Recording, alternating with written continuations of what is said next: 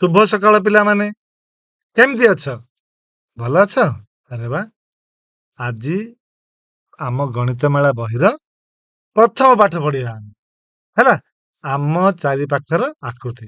ଭାଗ 5। ଏଥିରେ ଆମେ ସମଗ୍ର ଦ୍ୱାରା ମଡେଲ ପ୍ରସ୍ତୁତି ଏ ସମ୍ପର୍କରେ ଆଲୋଚନା କରିବା। ହେଲା?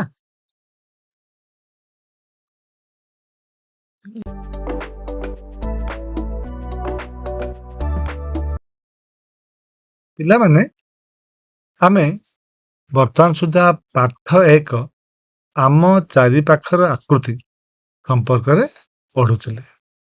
ଠିକ ହେଲା? ଆଚ୍ଛା, ଏ ଭିତରେ ଆମେ କଣ ଜାଣିଲେ ଆକୃତି ଭିତରେ? ବିଭିନ୍ନ ପ୍ରକାର ତ୍ରିମାତ୍ରିକ ଆକୃତି ସମ୍ପର୍କରେ ଧାରଣା ପାଇଲେ, ନୁହଁ କି? ତାହେଲେ ପିଙ୍କୁ କହିବ, କେତୋଟି ତ୍ରିମାତ୍ରିକ ଆକୃତି କହିଲ? କଣ କଣ ଅଛି? ହଁ, ସିଲିଣ୍ଡର। ସିଲିଣ୍ଡର ଠିକ ଅଛି। ଆଉ କୋନ୍। ଆରେ ବା। ଆଉ ପ୍ରିଜମ। ବିଭିନ୍ନ ପ୍ରକାର ପ୍ରିଜମ ସମ୍ପର୍କରେ ଆମେ ଧାରଣା ପାଇଥିଲେ। ପିରାମିଡ। ହଁ, ପିରାମିଡ ବି ଆମେ ଆଗ ଶ୍ରେଣୀରେ ପଢିଥିଲେ। ବର୍ତ୍ତମାନ ବି ଆମେ ଜାଣିଲେ ଏ ସମ୍ପର୍କରେ। ଆଉ କଣ ଅଛି? ଆୟତଘନ। ବଢିଆ। ପୁଣି ସମଘନ।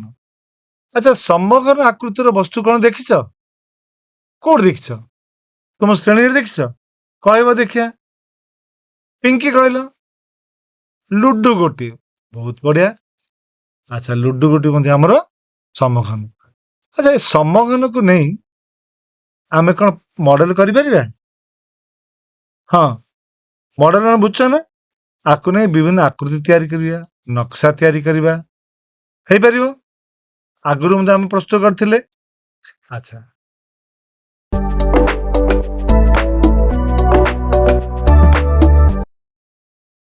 ତାହେଲେ ଆମେ ବିଭିନ୍ନ ଘନ ବସ୍ତୁ ନେଇ ଆକୃତି ତିଆରି କରିଛି ଆଗରୁ। ବର୍ତ୍ତମାନ ଆଜି ଆମେ କଣ କରିବା? କେବଳ ସମଘନ ନେଇ ଆମେ ମଡେଲ ତିଆରି କରିବା। ଠିକ ହେଲା? କରିପାରିବା? ଆଚ୍ଛା, ତୁମମାନଙ୍କୁ ମୁଁ କିଛି ସମଘନ ଆକୃତି ଦେଇଛି।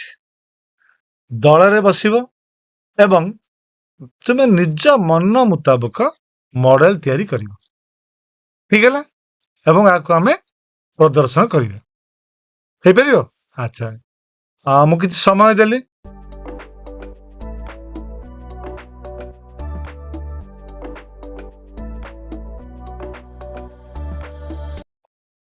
ହଁ, ରିନୁ କହିବ।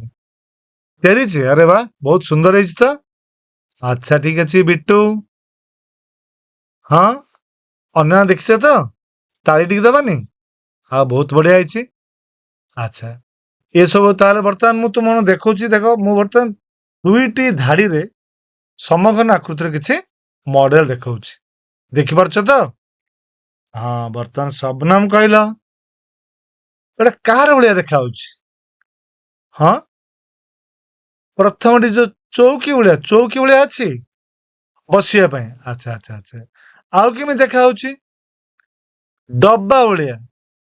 ଆରେ ବା, ବହୁତ ବଢିଆ ଅଛି। ଡବା ଏମିତି ଅଛି? ହଁ, ତୁମ ଘରେ ଖେଳିଛ ଏମିତି କେବେ ଖେଳ? ଆଚ୍ଛା ଆଚ୍ଛା, ତାହେଲେ ଆମେ ସମଘନ ନେଇ ବିଭିନ୍ନ ମଡେଲ ଆମେ କରିପାରିବା। କରିପାରିବାନି? ଆଚ୍ଛା ଆଚ୍ଛା, ତୁମମାନଙ୍କୁ ମୁଁ ଗୋଟେ ବସ୍ତୁ ଦେଖଉଛି। ଚିତ୍ର ବି ଦେଖ, ଆଉ ବସ୍ତୁ ବି ମୁଁ ଦେଖଉଛି। ଦେଖ, ଏଟା ଦେଖିଛ କେବେ? ହଁ, ମନୁ ଦେଖିଛ? ହଁ, ଏସବୁ ଖେଳୁଛ ନାଇଁ କି? କଲର କଲର ଖେଳ ଖେଳିଛ? ଆଚ୍ଛା, ଏହା ଦେଖିବା କିପରି? ହଁ ହଁ, ପିଣ୍ଟୁ କେମିତି? ସମଘନ ଆକୃତିର ନାଇଁ କି? ତୁମେ ଯୋଉ ଲୁଡୁ ଖେଳ ଖେଳୁଛ ସେମିତି ଅଛି। ହଁ, ଠିକ ଅଛି। ଆଚ୍ଛା, ଏହାକୁ ଦେଖିପାରିବ କେତୋଟି ପାର୍ଶ୍ୱ ଅଛି ଏହାର?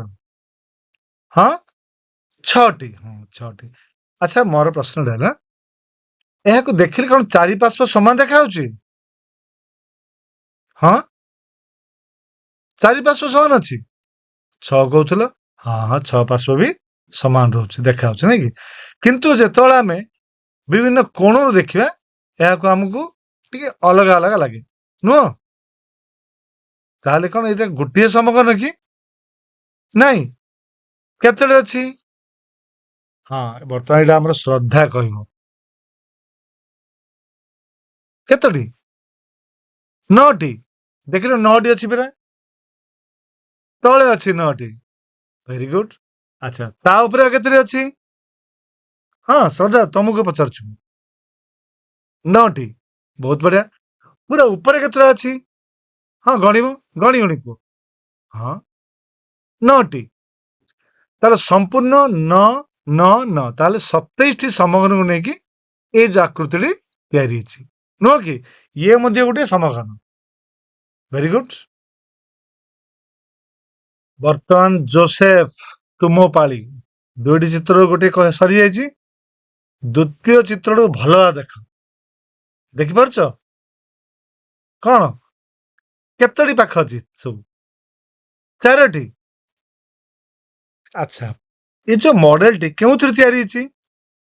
ସମଘନ। ହଁ ପରା ଆଜି ତ ଆମର କାମ ଆଜି ସମଘନର ମଡେଲ ତିଆରି କରିବା ଆଉ।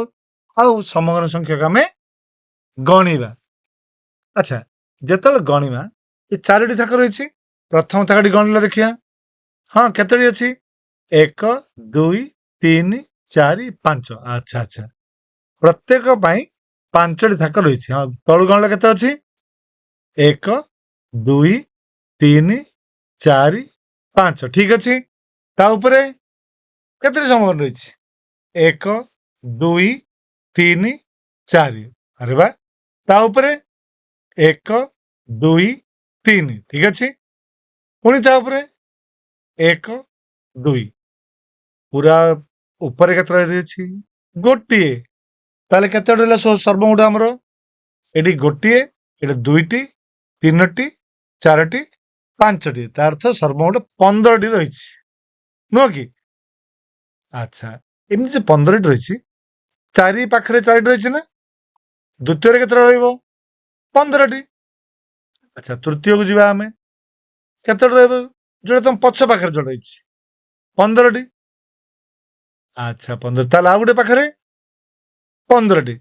ତାହେଲେ ସର୍ବମୋଟ କେତେଟା ସମଘନ ରହୁଛି? 15 15 15 15 15 4ଟି ମିଶେଇବା ବା 15କୁ 4ରେ ଆମେ ଗୁଣିବା। କେତେ ଆସିବ? 60। ତାହେଲେ କଣ ସର୍ବମୋଟ 60ଟି ସମଘନ କି? ପୁରା ଲକ୍ଷ୍ୟ କର। ହଁ ତାହେଲେ ତମେ ଜାଣିପାରିଲ ଆଉ। ତାହେଲେ ମଝିରେ ଆଉ ଗୋଟେ ଥାକ ରହିଯାଇଛି। ନୁହଁ କି? ସେଇଠି କେତେଟା ଅଛି ଦେଖିଲ? 1 2 3 4 5 ପୁଣି ଉପରେ ଗୋଟେ 6। ତାହେଲେ 60 ଇଏ 6 ସର୍ବମୋଟ 66 ଗୋଟିଏ ସମଘନରେ ଏଇ ଯୋଉ ମଡେଲଟି ଆମର ତିଆରି ହେଇଛି। ନୁହଁ କି? ତାହେଲେ ଆମେ ବର୍ତ୍ତମାନ ପର୍ଯ୍ୟନ୍ତ କଣ କରିଛନ୍ତି ଆମେ? ଯେତେବେଳେ ଦୁଇଟି ଚିତ୍ରକୁ ଦେଖିଲେ ଦୁଇଟି ଯାକ ଚିତ୍ର ଆମର କଣ? ସମଘନରେ ହିଁ ତିଆରି ହେଇଛି। ନୁହଁ କି? Very good. ପ୍ରଥମଟିରେ ଆମର ରହିଲା 30ଟି ଏବଂ ଦ୍ୱିତୀୟଟି ରହିଲା ଆମର କେତୋଟି? 60ଟି। ବହୁତ ବଢିଆ। ଆଚ୍ଛା ଆମେ ଘନ ବସ୍ତୁ ନେଲେ, ଘନ ବସ୍ତୁ ନେଇ ବିଭିନ୍ନ ଆକୃତି ତିଆରି କଲେ। କେବଳ ଘନ ବସ୍ତୁକୁ ନେଇ। ତାର ଚାରି ପାଖ ବିଷୟରେ ଜାଣିଲେ। ଘନ ବସ୍ତୁ ଗଣିଲେ ଆମେ ସବୁ।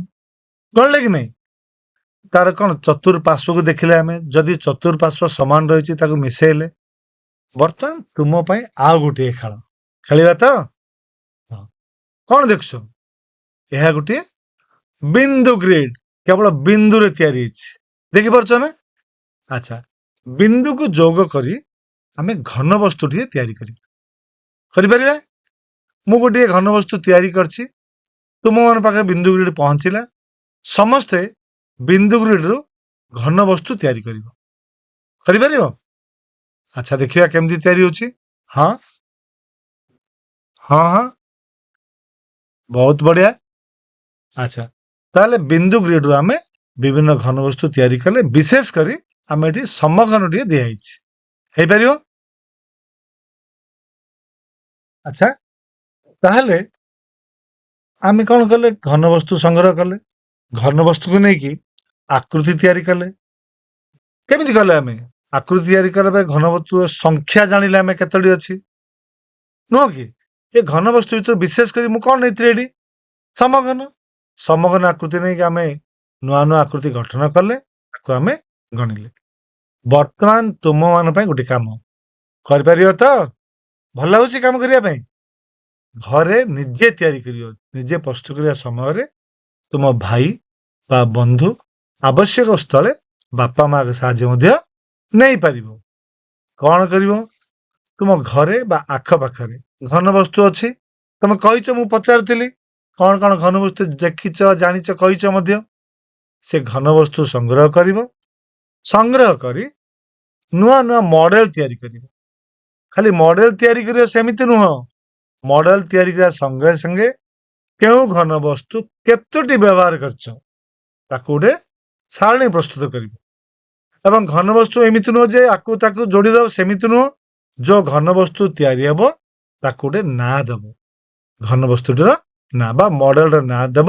ଆସନ୍ତା ଶ୍ରେଣୀରେ ସବୁ ଆମେ ବସି ଆଲୋଚନା କରିବା, ଦେଖିବା କାହାର ଘନ ବସ୍ତୁ କେତେ ସୁନ୍ଦର, କିଏ କେତେ ମନ ଲଗେଇ କାମଟି କରିଛି। ଭଲ ଲାଗିଲା? ତାହେଲେ ଆସନ୍ତା ଶ୍ରେଣୀରେ ପୁଣି ଥରେ ଦେଖା ହବ।